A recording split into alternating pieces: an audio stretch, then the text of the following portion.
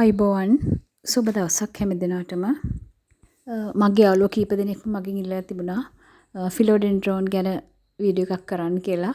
ඔන්න අද මම ඕගොල්ලන්ගේ ඉල්ලීම ඉටු කරනවා. ඉතින් ෆිලෝඩෙන්ඩ්‍රෝන් කියන ඇත්තටම හරීම ලස්සන හරීම නිවසකට විශාල අලංකාරයක් ගෙන දෙන විසිතුරු පත්‍ර සහිත ශාක විශේෂයක්.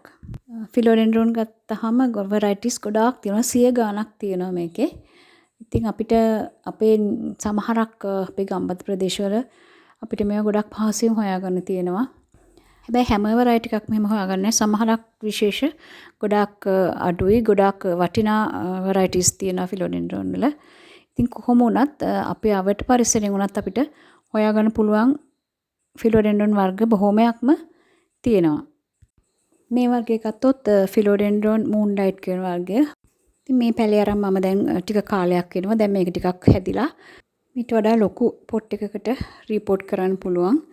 එහෙම නැත්නම් දැන් මේකේ මේ වගේ මුල් දාලා කඳ කුරුසු ටිකක් හැදලා තියෙනවා. මේ මුල් තියෙන තැනින් කපලා අපිට පැල බෝ කර ගන්නත් පුළුවන්. කොහොමවත් මේවා හදන්න එච්චර අපහසු ශාක නෙවෙයි හදන්න හරි පහසුයි. සමහරක් වෙරයිටිස් ගොඩක්ම පහසුයි හදන්න. මේවා ගොඩාක් තද හිරු එළිය හදන්න බෑ. කෙලින්ම වැටෙන සූර්යාලෝක නැතුව ගස් අතරින් පෙරලා එන සූර්යාලෝකයට තමයි මේ ශාක ප්‍රිය කරන්නේ. මේ පත්‍ර ලස්සනට විශාලව හැදෙන්න සූර්යාලෝකයක් ගොඩක් අවශ්‍ය වෙනවා මේගොල්ලන්ට. ඉතින් ඕගොල්ලන්ට හිතෙනවා ඉතින් මේ ශාක දෙකම දැක්කහම මේක දෙකම එක වෙරයිටි එකක් කියලා. නමුත් මේකේ කොළ දිගයි. මූන්ලයිට් එකේ කොළ ටිකක් ඕවල් ෂේප් එකක් වගේ වෙන්නේ. නමුත් එකම විදිහ තිබුණත් පොඩි පොඩි වෙනස්කම් වලින් මේ ශාක ගොඩක් වෙනස් වෙනවා. මේක සිලෝන් ගෝල්ඩ් කියන වෙරයිටි එක. මේකත් ගොඩක් හොයාගන්න අපහසු නෑ. මටත් මේක මගේ යාළුවෙක් තමයි ගෙනත් දුන්නේ. ඉතින් පොඩි ඉටි කෑලි කිපයක් ගෙනත් දුන්නා. ඒක මම මේ පරණ අයිස්ක්‍රීම් බොක්ස් එකක අයින් කරන එකක හිටෙව්වා. දැන් ඒක හොඳට හැදිලා තියෙනවා. අතු කීපයක්ම මම එක පොඩියට කපලා හිටෙව්වා. ඒ හැම එකක්ම හැදිලා තියෙනවා දැන්. මේ වර්ගය ගත්තොත් මේක නම් ඇත්තට සුලභ නැහැ අපිට. මේක ring of fire කියන වෙරයිටි එක. මේක විශාල වෙනවා ටිකක්. හරිම අලංකාරයි. පත්‍ර ලොකු වෙනකොට නිවස ඇතුලේ ලස්සන කරගන්න, නිවසක පෙනුම වැඩි කරගන්න ගොඩාක් උදව් වෙන ශාක විශේෂයක් තමයි මේ ring of fire. දැන් අපි මේ එක වෙරයිටි එකක් ගත්තත් ඒකෙත් ගොඩාක් ප්‍රභේද තියෙනවා. මේක ගත්තොත් black cardinal පැලයක්. මේකට පහුගිය දවස්වල පොඩ්ඩක් වැස්සට වුණා. මේවා බොහොම සිසිල් පරිසරයේ හැදෙන්න ප්‍රිය කරන ශාක උනත් ජලය වැඩි වෙන්න බෑ. ඉතින් මේ ශාකයට වැඩිපුර වතුර ටිකක් වැටලා ඒක දැන් මම රිපෝට් කරගන්න ඕනේ. නැත්තම් මේ පොට් එක ඇති. නමුත් ජලය වැඩිපුර වැටුනොත් මේවා මුල් කුණු වෙනවා. දැන් මේ ශාකේ නිකන් වැටෙනවා වගේ ගතියක් තියෙන එකයි වතුර වැඩි වෙලා. අපි ඒක නිසා වතුර දානකොටත් බොහොම කල්පනාවෙන් දාන්න ඕනේ. වැඩිපුර ජලය අවශ්‍ය නැහැ මේ ශාකවලට. වතුර දානකොට මතු පිට ස්තරය අල්ලලා බලලා හොඳ ඩ්‍රයි වෙලා තියෙනවා නම් තමයි වතුර දාන්න ඕනේ. ඒතර මේ වෙරයිටි එකත් ෆිලෝඩෙන්ඩ්‍රෝන් වර්ගයක්. මේක වැල් වගේ හැදෙන වර්ගයක්. අපිට මේක වැලක් වගේ එල්ලෙන පෝච් එක හදා ගන්නත් පුළුවන්. මේක හරිම ලස්සනට හැදෙනවා. සිසිල් හෙවණක හැදෙනකොට මම මේ වගේ පෝච්චි කීපයක්ම හදලා තිනවා. හැබැයි මට මේක ස්වභාවික පරිසරයේ තියෙන තරම් ලස්සනට හදාගන්න බැරි වුණා. මෙන්න මේ වර්ගයක් බොහොම සුලභයි.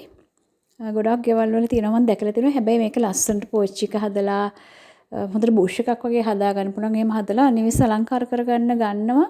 මම දැකලා තියෙන්නේ බොහොම අඩුවෙන්. මේක බොහොම පහසුවෙන් හදන්න පුළුවන්. පහසුවෙන් නඩත්තු කරන්න පුළුවන්. වැඩි සැලකිලි අවශ්‍ය නැති. හැබැයි බොහොම අලංකාරයක් දෙන ශාක විශේෂයක්. ඉතින් මේකෙන් පැල බෝ කරගන්නත් පහසුයි. මේ වගේ තැනකින් කපලා ඉති දෙක තුනක් හිටෙව්වහම ඒකත් පහසුවෙන් හැදෙනවා. බලන්න මේ ලස්සන පාටක් හරිම ලස්සනයි. ඉතින් මේ ශාක ටිකක් අපි හිටව ගන්න බලමු අපි මේකට ගන්න මීඩියා එක මොකක්ද කියලා.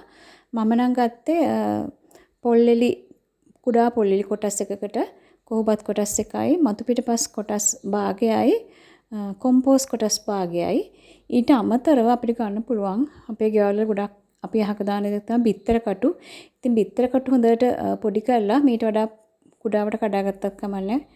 කුඩාවට කඩාගෙන මේ වගේ මේ මීඩියා එකටම දාගත්තාම ශාක වලට ගොඩාක් ලොකු පෝෂණයක් එකකින් ලැබෙනවා. ඉතින් එහෙම හදාගත්ත මාධ්‍ය ටිකක් මම මේ වඳුරට දාලා මම මේ පැලේ හිටව ගන්න බැලුවේ. මේක අර මගේ යාළුවෙක් මට දුන්නා කිව්වේ ඒක. එතකොට බලන්න මම මේක හිටුවේ පොඩි පොල්ලෙඩි කෑලි මතු පිටිපස් ටිකක් විතරක් දාලා. ඒත් හොඳට හැදිලා තියෙනවා. මේ මුල් ටික හොඳට හැදිලා තියෙනවා. ඒක නිසා මේවැ මාධ්‍ය ලොකුවට හැමදේම දාන්න ඕන කියන්නේ අපිට තියෙනවා නම් දැම්මට කමක් නැහැ. නැත්තම් අපි අතේ තියෙන දේෙන් අපි ළඟ තියෙන දේවල් වලින් අපිට පැල බෝ කරගන්න පැල හදා ගන්න පුළුවන්. ඉතින් මේ විදිහට තමයි මම මේ ශාකය හිටව ගත්තේ. තව ටික දවසක් යනකොට මේක හොඳට වැල වගේ මේව ඉහළට හැදෙනවා. මේවා තියෙන පත්වල වර්ණ හරිම ලස්සනයි. ඉතින් මේ බැක් කාඩිනල් පැලෙත් මම හිටව ගන්න බැලුවා. ඒකට මම වතුර වැඩි වුණා නිසා මගේ අතින්. ඉතින් මම ඒක හිටව ගන්න ගත්තේ මම මේ ගෙදර අයින් කරපු ප්ලාස්ටික් බෝල් එකක්. ඉතින් ඒකටත් මීඩියා ටිකක් දාලා මම හිටව ගත්තා. හැබැයි මේක ගන්නකොට අපි පොඩ්ඩක් අඩිය සිදුරු ටිකක් හදා ගන්න ඕනි. මොකද ෆිලෝඩෙන්ඩ්‍රෝන් වරයිටිස් වලටත් ගොඩක් ජලය රැඳෙන්න බෑ. ජලය හොඳට බැහැලා යන්න ඉඩ තියෙන්න ඕනේ.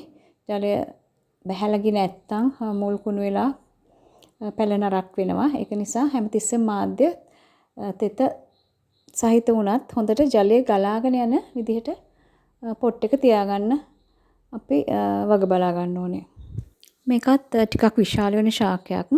හැබැයි තමාස 3-4ක් මේක තියන්න පුළුවන්. ඊට පස්සේ මාධ්‍ය අලුත් කරලා දැම්මහම ටිකක් ලොකු පොට් එකකට දාලා හරිම ලස්සනට අපිට නිවස අලංකාර කරගන්න ගන්න පුළුවන්. මේ තමයි මම අර ඉස්සෙල්ලා වැලක් වගේ යනවා කියලා පෙන්නපු වෙරයිටි එක. මේකේ නම නම් හරියට මම දන්නේ. මම ගේ පිටිපස්සේ කණ්ඩියක වගේ හිටවලා තියෙනවා. සේවන සහිත තැනක බලන්න. ඒක හැදලා තියෙන ලස්සන ගොඩාක් ලස්සනට තද පාටට වෙල්වෙට් එකක් වගේ හැදලා තියෙනවා. හැබැයි මම පෝච්චි වල හිටුවම ඒ තරම් ලස්සනට හදාගන්න බැරි වුණා. ඉතින් මම එකෙන් ඉති කීපයකුත් හිටවන්න අරගෙන ආවා. ඉතින් ඕගොල්ලෝ හිටවල බලන්න. මේකත් හදාගන්න මනි ප්ලාන්ට් එක වගේ. මේක හැම කොළයක් ළඟින් මුලක් ඇවිත් තියෙනවා. ඉතින් එතනින් කපලා මේ විදිහට ඉති ටිකක් අරගෙන හිටව ගන්න බැලුවේ. මම මේක හිටව ගන්න ගත්තේ ඇත්තටම මගේ ළඟ තිබිච්ච පරණ ජෝගුවක්. ඒක බින්දිලා පාවිච්චි කරන්න බැරි එකක් තිබුණා. මෙන්න මේ වගේ ඉරි ගිහිල්ලා එකේ. ඉතින් මම ඒක තමයි මේ වෙරයිටි එක හිටව ගන්න ගත්තේ. අපිට ඉතින් නිවෙස්වල මේ වගේ අයින් කරලා තියෙන දේවල් ඉන්ඩෝ ප්ලාන්ට්ස් හිටව ගන්න පුළුවන්. හරිම අලංකාරයක් වෙනවා ඒවෙන්. පැල ලස්සනට හැදුනාට පස්සේ. ඉතින් මෙන්න මේ විදිහට තමයි මම මේක හිටව ගත්තේ. මේ ශාකයත් ගොඩක් කල් මගේ ළඟ පොඩි පෝච්චියක ඉතින් මං ලොකු පොට් එකක් අරන් ඒකත් හිටව ගත්තා. ඒ අතරින්ම මේ වගේ ඉති කීපයක් කපලා පොඩි පොට් එකක හිටව ගත්තා. ටික කාලයක් යනකොට ඒව ලස්සනට හැදෙනවා. ඊගාට අපිට වෙනම මේ වගේ පොඩි අතු කීපයක් ගහලා තිබ්බහම ලොකු පොට් එකක් අරන් ඔක්කොම එකට හිටියම ලස්සන බුෂ් එකක් වගේ හදා ගන්න පුළුවන්. ඉතින් මේ ring of fire plant එකත් මම ටිකක් ලොකු පොට් එකක රීපෝට් කරගත්තා. මේ විදිහට තමයි මම ඉතින් මගේ ළඟ තියෙන ෆිලෝඩෙන්ඩ්‍රෝන් ටික හිටව ගත්තේ. තව ශාක ටිකක් තියෙනවා.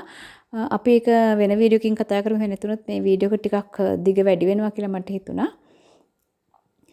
මේවට අපි වතුර දානකොට දෙයක් මතක තියාගන්න ඕනේ. ඒ කියන්නේ අපි දැන් හැමතිස්සෙම මාධ්‍ය තෙමෙන් හොඳට වතුර දානවානේ. හැබැයි මේ ෆිලෝඩෙන්ඩ්‍රෝන් කියන්නේ පත්‍ර වලටත් වතුර ගොඩාක් අවශ්‍යයි. මේ විදිහට ඔයගොල්ලෝ වතුර දාන වෙලාවට ස්ප්‍රේ මැෂින් එකක් අරන් ඒක අර පොඩිම චූටිම බින්දු එහෙන පැත්තට හරවලා මුළු ශාකයේම පත්‍ර හොඳට තෙමෙන ස්ප්‍රේ කරන්න. එතකොට ඒකත් ෆිලෝඩෙන්ඩ්‍රෝන් ලස්සනට හදාගන්න තවත් එක් උපක්‍රමයක්. ඉතින් මේ වීඩියෝ එකෙන් ඔයගලන්ට මොකක් හරි අදහසක් ගන්න පුළුවන් වුණා නම් මට ඔයගලගේ අදහසත් කමෙන්ට් කරන්න. ඉතින් අපේ මනස සූපත් කරන, අපේ නිවස ලස්සන කරන මේ වගේ ලස්සන පැල ටිකක් ගැන කතා කරන්න අපි ආයෙත් වීඩියෝ එකකින් හමු වෙමු.